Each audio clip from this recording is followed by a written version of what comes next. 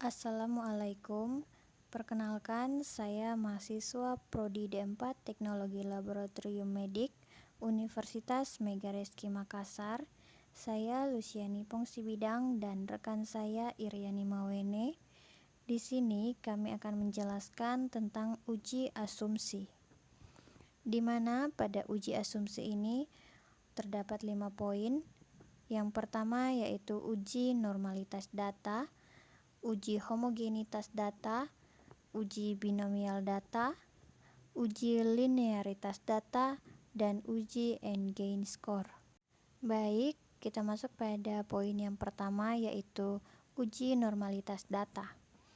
Uji normalitas adalah suatu prosedur yang digunakan untuk mengetahui apakah data berasal dari populasi yang terdistribusi normal atau berada dalam sebaran normal.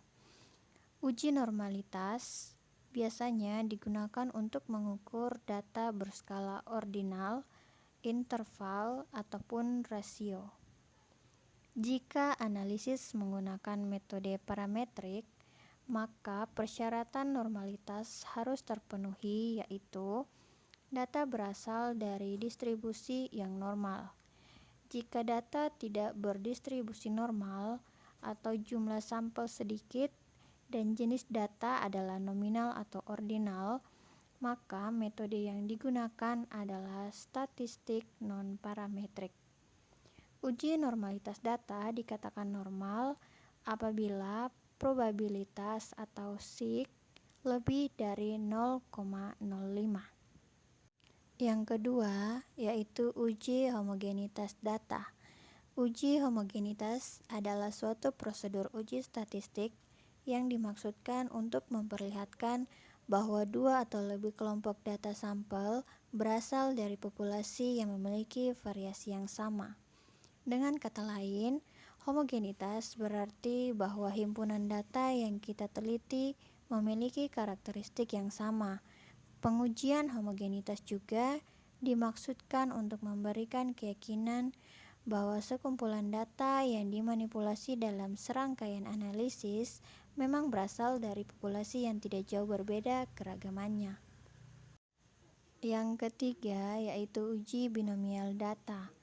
Uji binomial diambil dari prinsip distribusi normal yang merupakan hasil dari suatu proses yang disebut percobaan Bernoulli. Merupakan seorang matematikawan Swiss yaitu James Bernoulli karena telah memberikan sumbangan besar dalam keilmuan bidang probabilitas. Percobaan Bernoulli harus memenuhi 3 kriteria berikut. Yang pertama yaitu percobaan menghasilkan salah satu dari 2 kemungkinan hasil yang saling terpisah. Misalnya, sukses atau gagal, bagus atau jelek, laki-laki atau perempuan, dan lain-lain.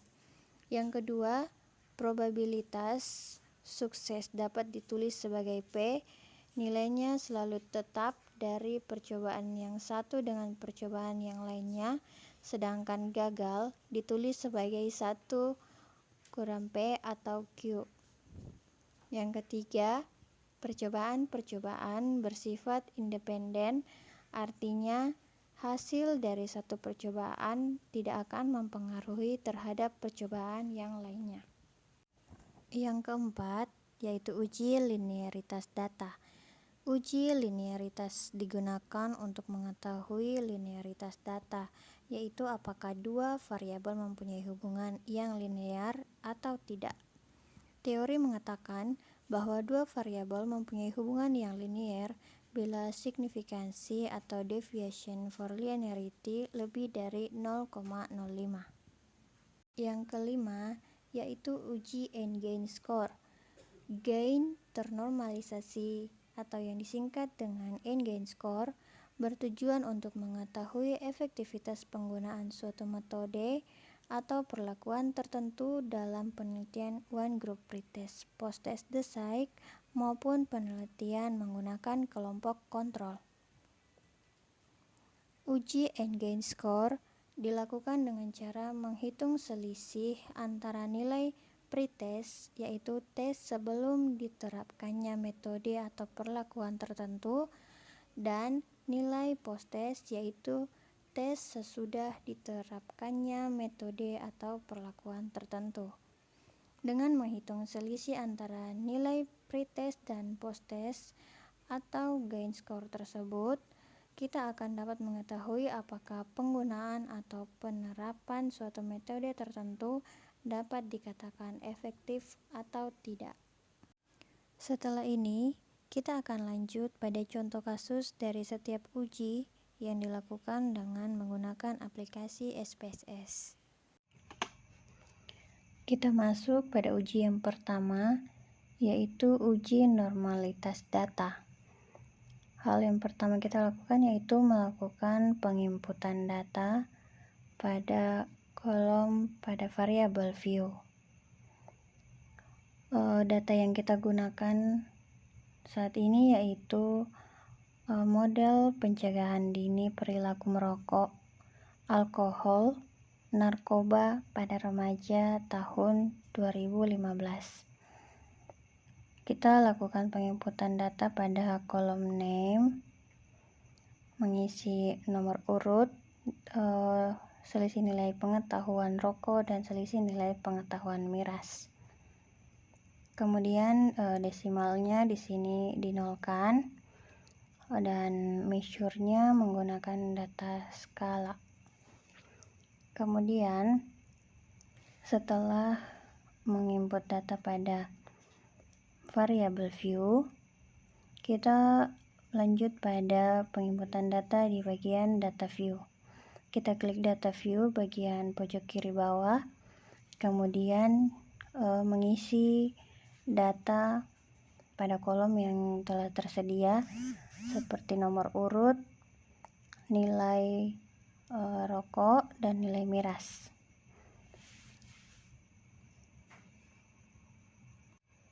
Kemudian kita melakukan analisis dengan mengklik analyze, kemudian pilih deskriptif statistik, lalu mengklik explore.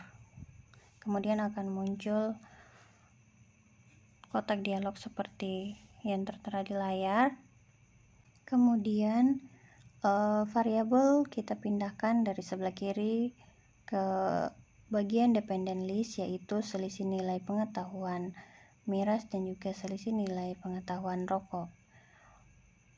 Untuk bagian pada faktor list kita kosongkan karena kita tidak memiliki variabel independen atau pembeda. Kemudian kita masuk pada plots. Kita klik plots, kemudian kita centang bagian normal T plots with test. Setelah dicentang, kita klik continue. Setelah continue, kita klik lagi OK. Setelah diklik OK, akan muncul hasil dari analisis data tersebut, yaitu outputnya. Ini adalah data dari hasil analisis uji normalitas. Inilah data outputnya.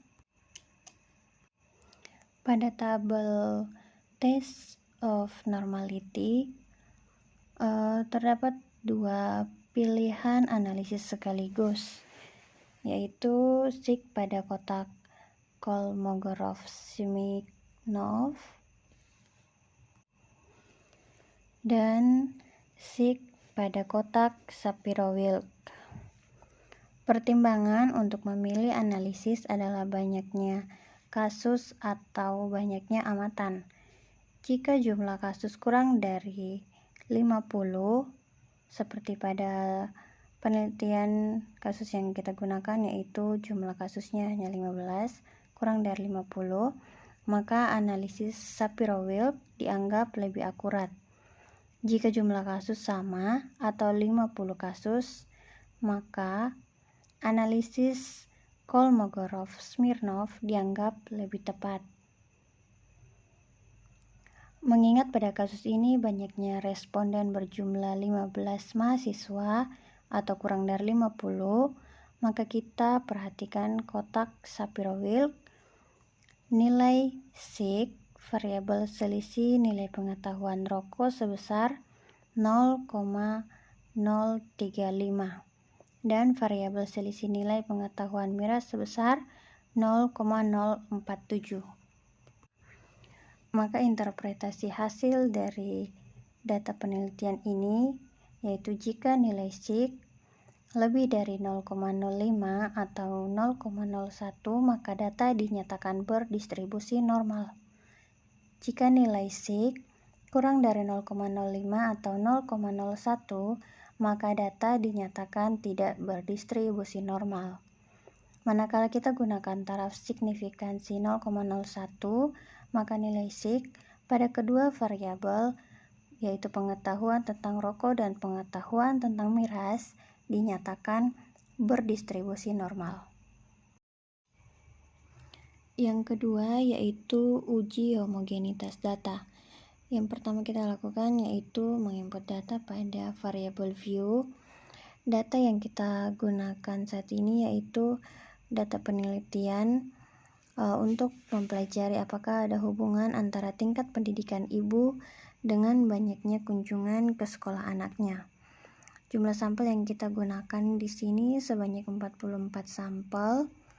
Kemudian kita melakukan hipotesis pada data tersebut yaitu H0. H0 itu tidak ada perbedaan banyaknya kunjungan di antara para ibu dengan variasi tingkat pendidikannya. Kemudian H1 ada perbedaan banyaknya kunjungan di antara para ibu dengan variasi tingkat pendidikannya. Setelah kita menentukan hipotesis dari data tersebut, kita melakukan penginputan data yaitu dengan mengisi pada kolom name, kemudian untuk desimal dinolkan, dan kita mengisi pada kolom label lagi, dan untuk measure kita menggunakan data skala dan juga ordinal. Setelah itu kita masuk pada data view, kita menginput data pada kolom yang telah tersedia, yaitu ada dua kolom di sini yaitu banyaknya kunjungan dan juga tingkat pendidikan. Jumlah sampel yang kita gunakan di sini yaitu 44 ya, 44 sampel, 44 data. Setelah dilakukan penginputan data pada data view, kita melanjutkan dengan melakukan analisis. Kita klik non-parametric test, kemudian kita klik lagi legasi dialog. Setelah mengklik legasi dialog, kita pilih K independent sample. Kita mengklik K independent sample, kemudian akan muncul kotak dialog seperti yang bisa dilihat. Kotak dialog tersebut kita akan memindahkan banyaknya variabel, banyaknya kunjungan pada tes variabel list. Banyaknya kunjungan kita pindahkan dari sebelah kiri ke kanan pada kolom tes variabel list. Kemudian untuk variabel tingkat pendidikan kita pindahkan ke tabel grouping variabel. Setelah kita pindahkan, kita klik define range. Kita mengklik define range, kemudian kita mengisi kolom yang tersedia, yaitu untuk minimum kita mengisi dengan angka 1, kemudian untuk kolom maksimum kita mengisi dengan angka 4. Kita mengklik continue. Setelah mengklik continue, kita klik lagi pada kolom median. Kita mengklik kolom median. Setelah itu Setelah klik kolom median, kita klik OK. Setelah mengklik OK, akan muncul hasil dari data penelitian tersebut, yaitu data outputnya. Seperti yang bisa dilihat, jumlah sampel yang tertera di sini yaitu 44 sampel. Kemudian untuk data asimsiknya yaitu 0,730. Untuk interpretasi hasil dari analisis dengan menggunakan SPSS pada uji homogenitas data, yaitu deskriptif statistik, menunjukkan banyaknya kunjungan adalah sebanyak 44.000 berdasarkan variasi tingkat pendidikannya, dan dapat dilihat pula mean yang diperoleh adalah 3,09 dengan simpangan baku 2,301 dan nilai minimum dari banyaknya kunjungan adalah 0, sedangkan nilai maksimum dari banyaknya kunjungan adalah 9. Dari luaran di atas, nilai asimsik adalah 0,730 lebih besar dari 0,05. Maka H0 diterima sehingga tidak cukup bukti menolak H0. Sehingga kesimpulan yang diperoleh adalah tidak ada perbedaan banyaknya kunjungan di antara para ibu dengan variasi tingkat pendidikannya. Yang ketiga yaitu uji binomial. Di sini yang pertama kita lakukan yaitu untuk menginput atau memasukkan data ke dalam variabel view. Di sini sebagai contoh itu ada harga, kemudian kita masuk pada data view. Kita menginput data ke dalam data view. Setelah itu kita lakukan analisis. Kita klik analyze, kemudian kita pilih non parametric test, kita pilih legacy dialog, kemudian kita pilih lagi di sini binomial. Setelah itu variabel harga ini kita pindahkan ke dalam kotak test variable list. Ya, setelah kita pindahkan, kemudian kita pilih di sini cut point. Setelah itu kita isi di sini 70. Di sini sesuai dengan yang keperluan kita, keinginan kita. Kemudian di sini 0,5. Setelah itu kita pilih OK. Nah, setelah itu akan muncul output dari data yang telah kita melakukan analisis. Yang keempat yaitu uji linearitas data. Yang pertama yang kita lakukan yaitu penginputan data pada variabel view. Data yang kita analisis sekarang yaitu analisis linearitas untuk mengetahui apakah ada hubungan linear antara biaya dan pendapatan. Kita mengisi data pada variabel view dengan mengisi pada kolom nama yaitu pendapatan dan juga biaya. Kita menggunakan data skala. Kemudian setelah kita menginput data pada variabel view, kita lanjut pada penginputan data pada data view. Kita melakukan penginputan data yang telah tersedia pada kolom pendapatan dan juga biaya. Setelah penginputan data pada data view, kita melakukan analisis dengan mengklik analyze, kemudian kita pilih compare means. Kita mengklik compare means, lalu kita klik lagi kolom means, tulisan means. Setelah mengklik kolom means akan muncul kotak dialog seperti yang bisa kita lihat.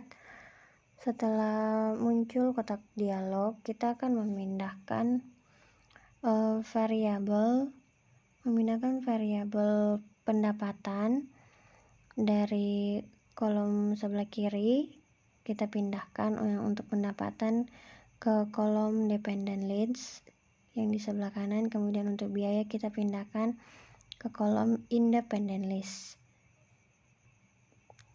Setelah kita pindahkan dari sebelah kiri ke sebelah kanan,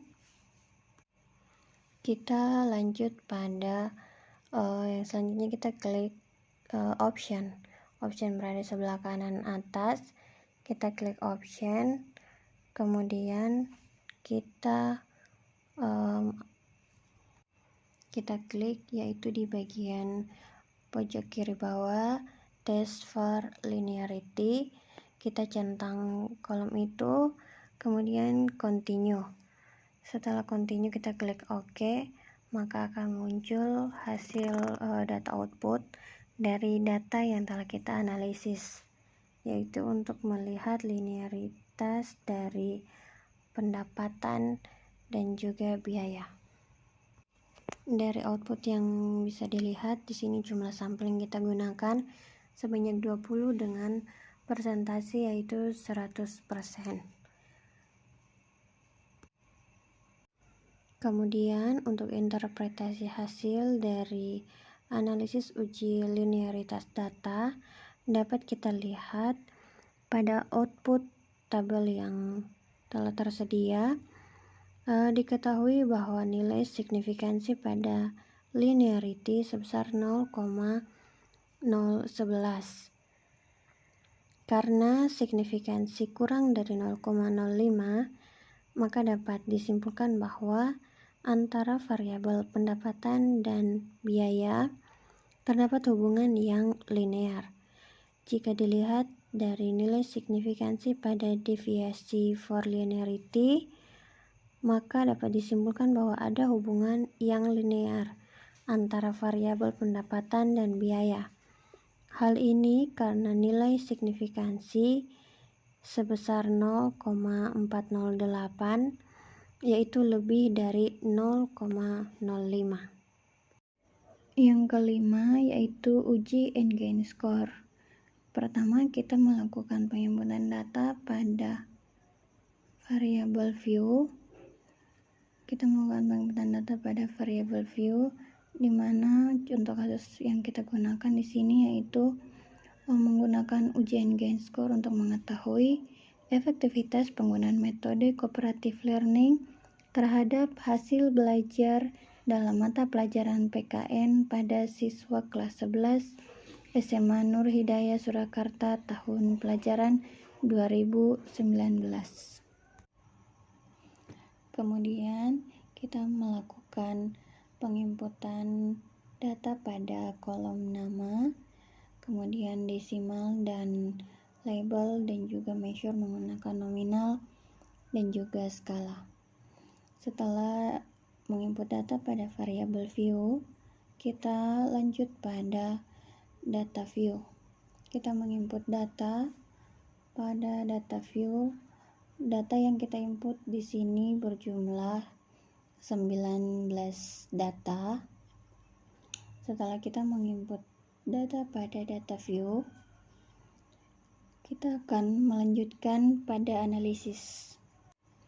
Kita akan melakukan analisis untuk menghitung selisih nilai pretest dan posttest pada kelas eksperimen dan kelas kontrol.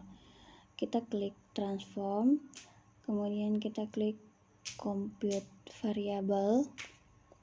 Setelah mengklik compute variable, akan muncul kotak dialog, lalu kita klik pada target variabel, kita ketik, kita isi di situ post kurang pre. Kemudian pada numeric expression kita isi dengan posttest pada tipe dan label, kemudian kita pindahkan ke numeric expression. Posttest kita pindahkan, kemudian kita beri tambah kurang, dan isi pretest pindahkan dari kiri ke numeric expression. kemudian kita klik OK. Setelah itu akan muncul outputnya. Kita minimize dulu ya. Inilah kalau di data view akan muncul data seperti ini. Langkah berikutnya, kita klik kembali pada menu transform, kemudian klik compute variable. Selanjutnya kita hapus tulisan yang ada pada target variable. Kita ketik di situ 100 kurang pre. Setelah kita hapus dan kita ganti dengan 100 kurang pre, tulisan yang berada pada numeric expression juga kita hapus. Lalu kita ketik di situ, kita ketik 100, kemudian beri tanda kurang dan pre dari bagian sebelah kiri yang pada tipe dan label kita pindahkan ke sebelah kanan pada numeric expression. Kemudian setelah kita pindahkan, kita klik OK. Setelah klik OK akan muncul outputnya, dan pada data view akan muncul data seperti ini. Selanjutnya kita klik lagi menu transform, kemudian compute variable, lalu kita hapus lagi pada kolom target variable, kita hapus, kemudian kita isi, kita ketik dengan end gain score. Kita ganti tulisan yang tadi kita hapus dengan end gain score. Selanjutnya pada kolom numeric expression juga kita hapus, kemudian pada bagian tipe dan label yang bertuliskan post kurang pre, kita pindahkan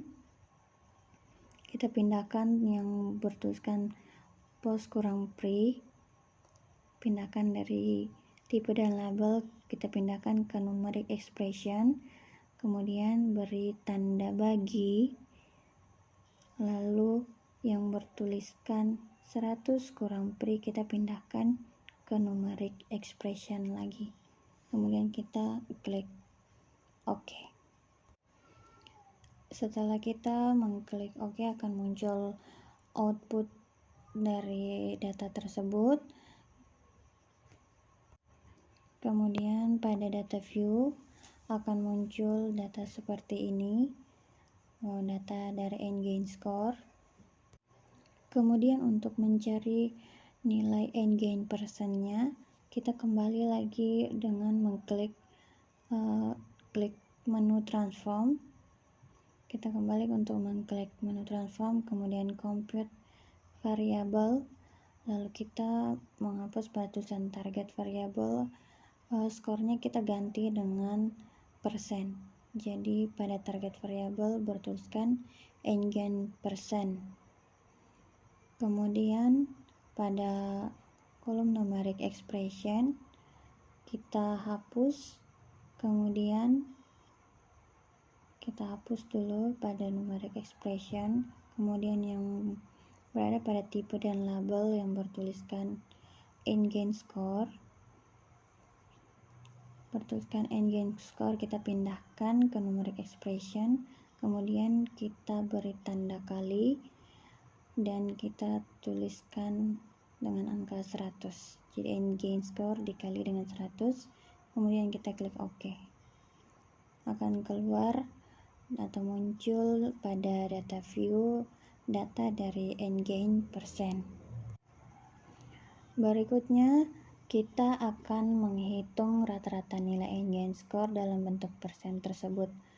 Caranya kita akan mengklik analyze, kemudian kita pilih descriptive statistic, lalu kita pilih lagi explore. Setelah kita mengklik explore, akan muncul kotak dialog seperti yang bisa dilihat di layar. Kemudian selanjutnya kita masukkan variabel pretest kita pindahkan ke sebelah kanan pada kolom faktor list. Kemudian variabel n-gain score pada sebelah kiri kita pindahkan ke sebelah kanan pada kolom dependent list. Setelah kita pindahkan, kita klik OK. Ya, akan muncul outputnya. Kita ambil output dari data yang telah kita analisis tadi. Inilah hasil output dari data yang telah kita analisis menggunakan uji n-gain score. Kemudian untuk interpretasi hasil dari analisis uji n-gain score, berdasarkan hasil perhitungan uji n-gain score di atas menunjukkan bahwa nilai rata-rata n-gain score untuk kelas eksperimen, yaitu metode cooperative learning, adalah sebesar 43,5950